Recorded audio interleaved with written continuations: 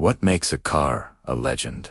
Is it the design, the performance, or the feeling it gives you from behind the wheel? For one car, it's all of that and more. Today, we're diving deep into the story of the car that arguably defined BMW as the ultimate driving machine, the legendary E33 series.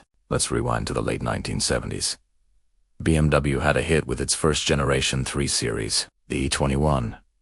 It was good, but BMW knew it could be better. They needed a car that was more refined, more dynamic, and could appeal to a wider audience, from young professionals to driving enthusiasts. In 1982, the world met their answer. The E30. At first glance, the E30's design, led by Klaus Luth, was an evolution, not a revolution. It was cleaner, sharper, and more aerodynamic than its predecessor. The iconic kidney grille, the quad headlights, and the Hofmeister kink were all there, but they were refined into a taut, athletic package. It was modern yet timeless, a design that looked right from day one and, amazingly, still looks fantastic today. The interior was a masterclass in driver-focused ergonomics. The dashboard was angled towards the driver, every control was perfectly placed, and the visibility was outstanding. It was a cockpit designed for one purpose: driving. And the driving.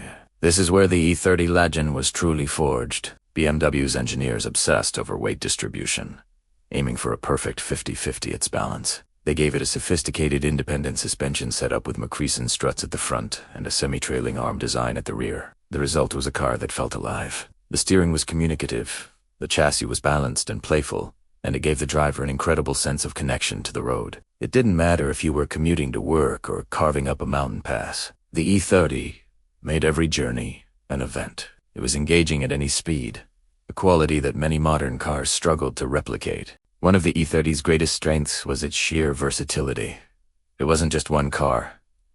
It was a whole family of them. You could get it as a 2-door coupe, a 4-door sedan, a practical 5-door touring wagon, and even a stylish convertible. This meant there was an E30 for almost everyone. The engine lineup was just as diverse. It started with the efficient 4-cylinder 316 and 318i models, which were peppy and economical. Then you had the star of the show, the smoother silky inline-six engines, the 320i, the 323i, and later, the iconic 325i. That 2.5-liter M20 engine in the 325i is a masterpiece. It delivered 168 horsepower with a glorious, sonorous soundtrack that became a BMW hallmark. It was the perfect blend of everyday usability and thrilling performance. But BMW wasn't done. They wanted to go racing, and the homologation rules of the time required them to build a road-going version of their race car. And so, in 1986, a legend was born from a legend, the E30 M3. This was a different beast altogether, with its boxed fender flares, unique aerodynamics, and a high-revving S1 for 4-cylinder engine. BMW's motorsport division. The M3 was built to dominate the track. The engine was a detuned version of a Formula One power plant, and it loved to rev. The chassis was sharpened, the brakes were bigger, and the entire car was a pure, unfiltered racing machine for the road. The E30 M3's success on the racetrack is the stuff of motorsport legend. It became the most successful touring car of all time, winning championships all over the world, from the German DTM to the British and Australian touring car championships. The legacy of the E30 is immense. It set the template for the modern sports sedan. That perfect balance of performance, practicality, and driver engagement became the benchmark that every other manufacturer tried to beat. For decades, whenever a new compact executive car was launched, the first question journalists would ask was, is it as good as a 3 Series? And that all started with the E30.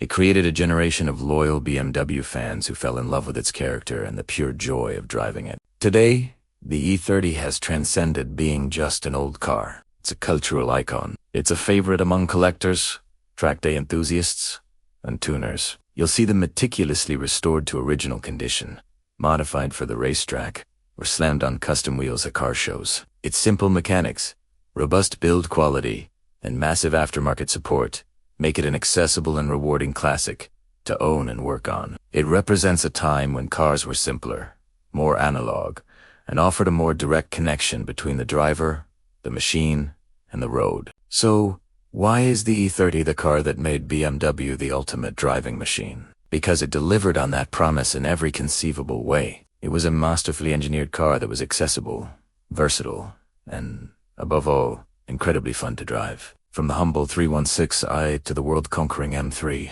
every E30 had that special DNA. It proved that you didn't need a supercar to have a world-class driving experience. You just needed a well-balanced chassis, a great engine, and a focus on the driver. The E30 wasn't just a great car for its time.